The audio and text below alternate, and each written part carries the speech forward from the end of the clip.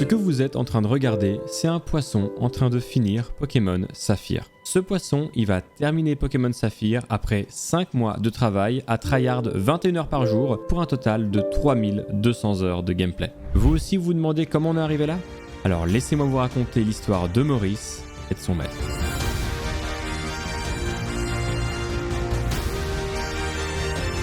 Tout va commencer en mai 2020 au Japon.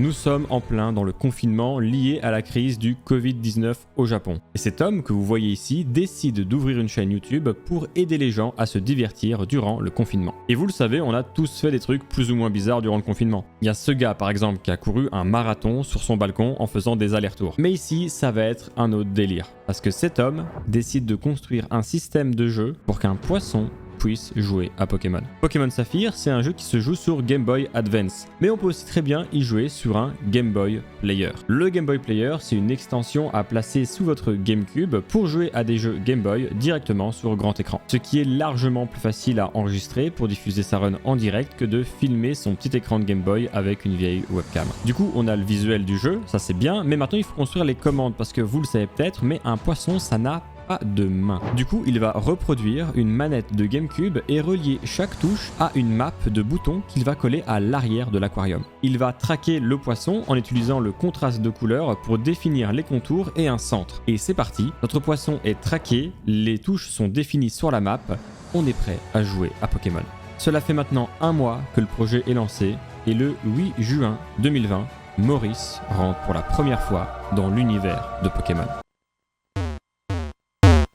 Alors oui, Maurice, c'est un poisson, je vous rappelle, et donc ça va prendre un petit moment avant ne serait-ce que l'on récupère le tout premier Pokémon du jeu. Dans Pokémon Saphir, il y a une petite intro, et regardez, ça c'est le speedrun le plus rapide du monde de Pokémon Saphir sans glitch. Et dans cette run, obtenir son premier Pokémon, ça prend 3 minutes et 32 secondes. Et Maurice, lui, il va aussi réussir à compléter l'intro et obtenir son tout premier Pokémon. Sauf que lui, ça va lui prendre 59 heures. 59 heures pour récupérer son premier Pokémon. Et là, je vais vous inviter à faire un petit jeu. Je vous invite à écrire en commentaire le temps que prendra Maurice avant de capturer son premier Pokémon avec une Pokéball.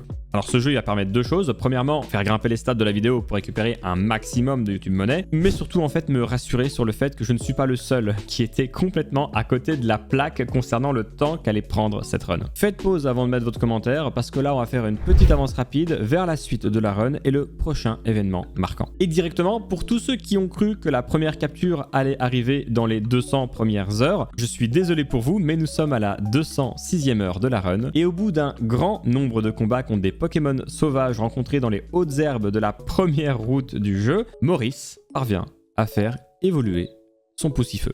Et là, on est à la 206e heure, et je vous promets que regarder 206 heures de gameplay où c'est majoritairement ça, c'est étrangement satisfaisant. Nous sommes donc à un total de 206 heures et Maurice n'a fait que prendre de l'expérience contre des Pokémon sauvages. Mais seulement 12 heures plus tard, Maurice va réussir à traverser 2 maps pour se retrouver sur la route 103 et faire son premier duel face à sa rivale. Dans chaque jeu Pokémon, on a un rival. Ici, c'est Flora. Elle a un Gobu niveau 5. Et vous le voyez directement à l'écran, mais oui, Maurice a un peu d'avance parce que forcément, quand tu passes 200 heures à farmer des Pokémon, tu prends un peu de level. Et du coup, vous en doutez, mais au vu de tous les combats aléatoires que Maurice a fait, on va avoir pas mal d'avance en termes de level au début de l'aventure. Alors du coup, les levels, c'est super d'en avoir, mais durant tous ces combats, Maurice a épuisé toutes les utilisations des différentes attaques de son Galifeu. Et donc, petit à petit, il va se faire détruire par Flora et son Gobu niveau 5. Maurice vient de perdre et est donc renvoyé au centre Pokémon le plus proche. Et pour retrouver le chemin qui mène à Flora, je vous montre le parcours que Maurice doit prendre. Voilà, simple, efficace. Pour un humain, ça prend 20 secondes. Pour un poisson, ça prend quoi? 1 heure? Allez, 10 heures si on voit large. On n'est vraiment pas prêt pour cette run parce que Maurice, il prend 33 heures à faire ce chemin. 33 heures. Au bout de 33 heures, il retrouve Flora, il finit par battre Flora et il retourne voir le professeur pour récupérer son Pokédex. Le Pokédex, c'est le bestiaire du jeu qui est indispensable pour commencer l'aventure. Nous sommes à presque 266 heures de gameplay, là où un speedrunner a mis 6 minutes. Alors Maurice, il va avancer dans le jeu et il va rencontrer pour la toute première fois la team Aqua. Dans chaque jeu Pokémon, il y a une team d'antagonistes, de méchants, des gens très méchants, de mafias très méchantes qui font des trucs de méchants très méchants. Dominer le monde, essayer de voler des Pokémon, les revendre, essayer de changer la galaxie pour en faire un monde parallèle, bref, des trucs de méchants très méchants. Et le but de la team Aqua, c'est de réveiller un Pokémon légendaire qui élèverait le niveau de la mer, ce qui provoquerait catastrophe et destruction en plus de la mort de millions d'êtres humains. Alors c'est sans doute les pires méchants dans toute la saga Pokémon, mais bref, passons outre ça parce que ce qui compte, c'est Maurice. Maurice va devoir, durant toute l'aventure, déjouer les plans de la Team Aqua tout en récupérant les badges des différentes arènes pour avoir le droit de défier la Ligue et tenter de devenir maître Pokémon. Parce que c'est ça le but du jeu, c'est devenir maître Pokémon. Alors c'est beaucoup d'objectifs pour un gamin de 12 ans contrôlé par un poisson, mais ne vous inquiétez pas, tout va bien se passer. Maurice va éclater le premier membre de la Team Aqua et va enfin pouvoir se diriger vers son premier réel défi. La première arène de Pokémon Saphir. Et c'est sur le chemin de son premier grand défi que Maurice va enfin réaliser un exploit.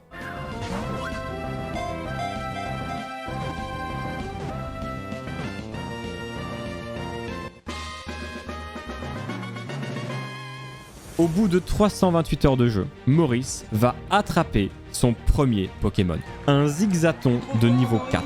Et c'est maintenant avec une confiance en lui inébranlable que Maurice va se rendre en seulement 43 heures. Waouh, 43 heures seulement dans la toute première arène Pokémon. Et seulement 1h30 plus tard, après une bataille acharnée face à des Pokémon qui n'avaient clairement pas le niveau, parce que Maurice a pris 40 levels d'avance, Maurice ressort vainqueur avec son tout premier badge d'arène. C'est officiel, Maurice le poisson a battu un champion d'arène.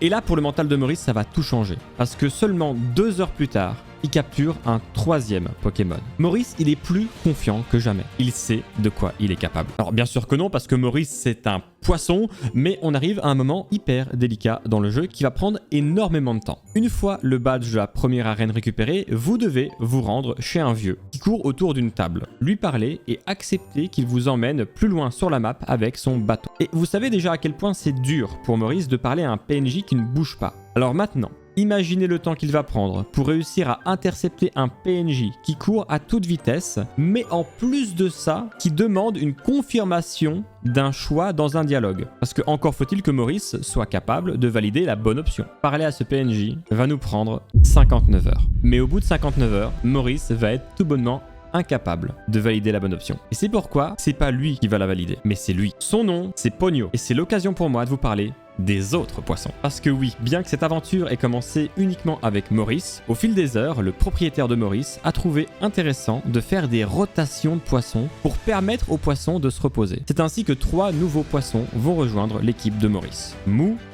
Pogno et Lala. Et c'est bien à eux 4 qu'ils vont battre Pokémon Saphir. Et Pogno ici vient de réaliser un exploit en permettant à son équipe de passer à la prochaine zone du jeu. Et juste un peu après, Pogno, dans un immense élan de grandeur, va également capturer un Chenipote et l'appeler « Je t'aime ». C'est complètement con mais bizarrement j'aime beaucoup. Mais ce n'est rien comparé à ce que va faire Lala quand elle va découvrir un bug qui était resté caché pendant plus de 20 ans et que aucun humain n'avait découvert. Mais ça, je vous en parle en temps voulu parce que pour l'instant, restons concentrés sur notre équipe. On avance un peu et quelques Pokémon attrapés plus tard, Pogno va tomber contre un Zigzaton avec une couleur particulière. Dans Pokémon, il existe des versions ultra rares de chaque Pokémon. Ce sont ce qu'on appelle des versions shiny, qu'on va repérer parce qu'ils ont des couleurs particulières. Certaines personnes passent des semaines entières à chercher des Pokémon shiny parce que dans Pokémon Saphir, vous avez une chance sur 8152 de trouver un Pokémon shiny. C'est donc le rêve de pas mal de dresseurs de pouvoir capturer un tel spécimen. Et vous vous en doutez, mais Pogno, il va en avoir mais rien à foutre. C'est un poisson, Pogno. Il va tuer ce Pokémon sans aucune forme de pitié en fait. Et là, on arrive tout doucement à 550 heures de gameplay et je vais vous présenter un élément qui va tout changer. Laissez-moi vous présenter le point. Comme je l'ai expliqué au début de la vidéo, les capteurs utilisent les contrastes du poisson pour déterminer son contour et le centre de sa position. Le point va permettre au capteur de se rediriger automatiquement sur le bouton A si le poisson sort du cadre. Et ceci va tout changer parce que dans Pokémon, appuyer sur A, c'est souvent la solution à beaucoup de problèmes. Ça démarre les dialogues, ça lance les attaques, ça valide les choix, bref, c'est le bouton principal du jeu. Et cette technique va extrêmement bien fonctionner parce que nous sommes à 562 heures de gameplay et nos poissons rentrent dans la deuxième arène du jeu. Et c'est une arène bien différente de la précédente, beaucoup plus longue, parce que pour la vaincre, nos poissons vont prendre 10 heures. 10 heures pour une arène. Et quand j'ai écrit ces lignes, 10 heures pour moi ça paraissait beaucoup, mais quand vous allez voir la dernière arène, vous allez voir qu'en fait 10 heures c'est pas vraiment beaucoup. Parce que ouais, je dis ça comme si ça me choquait, mais le tuto avait duré 59 heures. Donc je pense qu'on arrive à un stade de la vidéo où la notion d'heure ne veut plus rien dire en fait. Nous sommes donc à 572 heures et on obtient enfin notre deuxième badge. Et ce n'est pas tout parce que exactement 10 heures plus tard, notre Galifeu va évoluer pour atteindre sa forme finale et notre équipe commence enfin à prendre forme. Alors on va un peu avancer jusqu'à 621 heures où on va rencontrer un autre Shiny qui va également mourir dans d'atroces souffrances et c'est à 650 heures que notre aventure va rencontrer un problème majeur. Premier degré, quand j'ai vu ça, j'ai pété mon crâne. Durant un détour au centre Pokémon, Ponyo va libérer et donc perdre à jamais 3 Pokémon majeurs de l'aventure. Et notamment le Pokémon Starter, le Brazegali, le Pokémon le plus fort de l'équipe actuellement. En seulement 5 heures, Ponyo vient de rallonger l'aventure de plusieurs centaines d'heures. Et pour couronner le tout, nos poissons vont rencontrer un troisième Shiny qui vont encore une fois complètement ignorer. Vous savez, les probas de trouver un Shiny sont si faibles et les rencontres que nos poissons font avec sont si fréquentes, le fait de les ignorer alors que des personnes passent des semaines à les chasser, c'est extrêmement perturbant. Mais bon, passons à la suite, on va faire un grand saut dans le temps et j'en profite que nos poissons viennent de gagner le jackpot au casino entre deux longueurs de bocal pour vous parler du pattern. Vous l'avez peut-être déjà remarqué, mais il va y avoir plusieurs changements de pattern au niveau des touches inscrites dans le bocal du poisson. Ce pattern est fait pour être le plus optimisé possible parce qu'en réalité, s'il y a bien un facteur déterminant dans cette run, c'est le temps. 4 poissons sont tout à fait capables de battre Pokémon Saphir si leur temps est infini. Ça finira forcément par réussir. Vous savez, c'est comme la théorie qui dit qu'un singe devant une machine à écrire finira forcément par écrire une pièce de Shakespeare à la lettre près. Parce que si le temps est infini, les combinaisons aléatoires finiront forcément par reproduire à l'identique n'importe quelle œuvre connue, si le temps est infini. Alors, pendant que je parlais de chimpanzés, nos poissons ont passé le millier d'heures de gameplay et on vient de battre le 3e champion d'arène, c'est pas mal ça. 200 heures plus tard, nos poissons prennent le télécabine pour continuer l'aventure après une rencontre avec la Team Aqua à la cascade du météore. Et seulement 100 heures plus tard, on parvient à battre le 4e champion d'arène.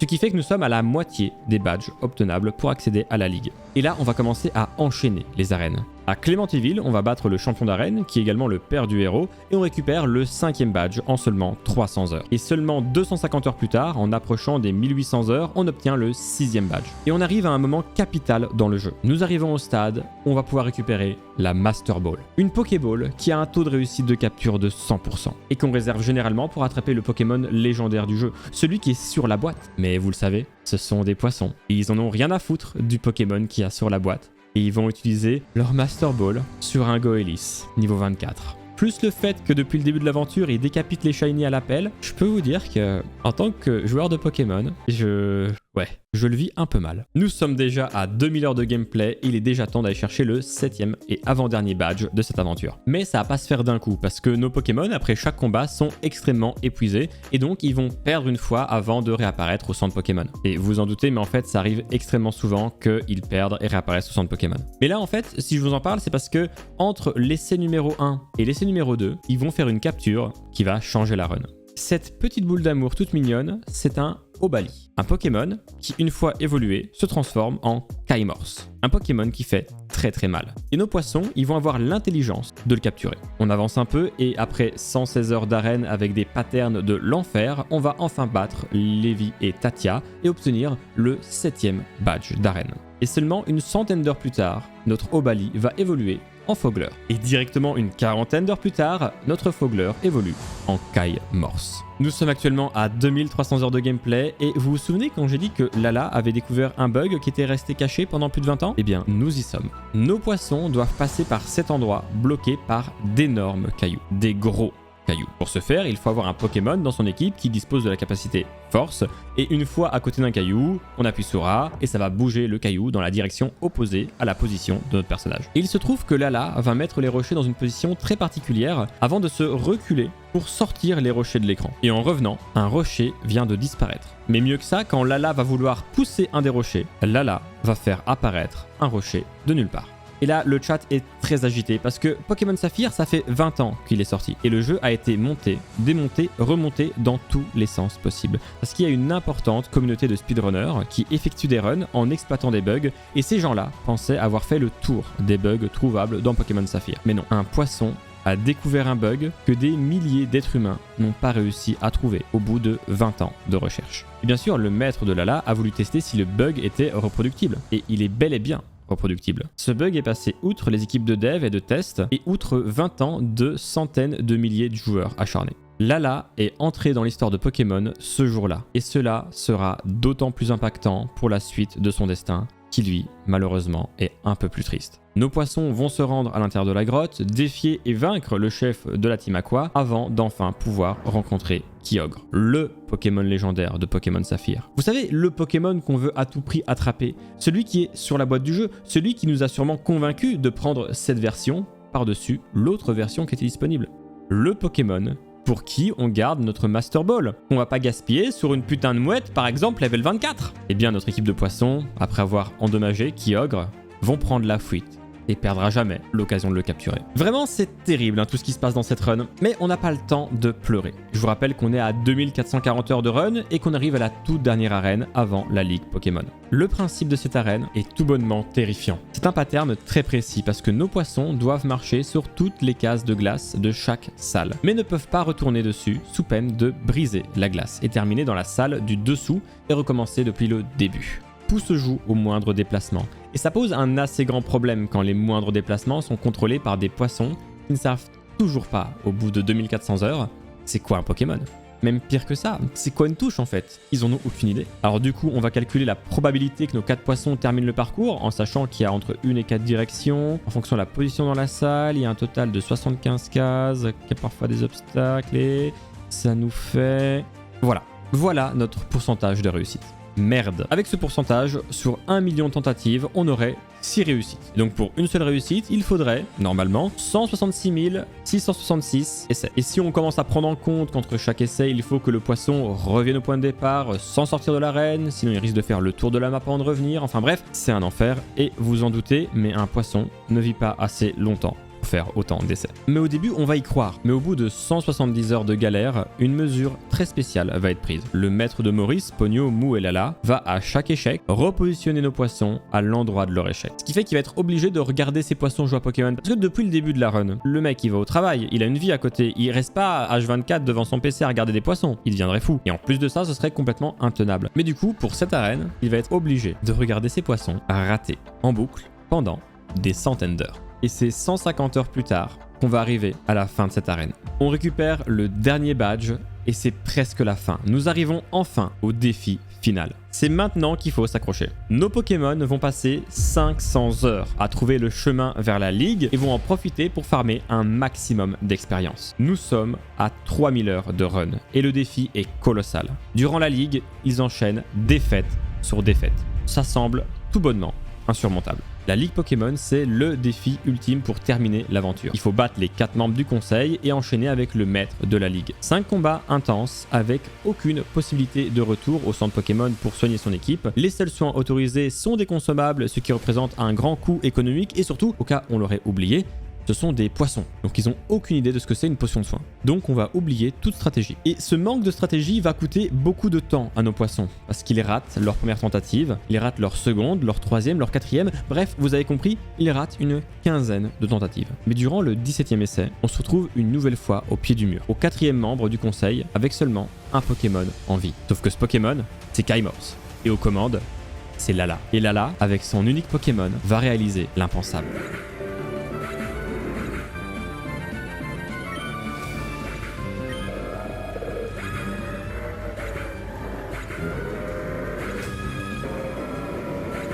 « 3195 heures. C'est le temps qu'il aura fallu attendre pour que nos poissons finissent Pokémon Saphir.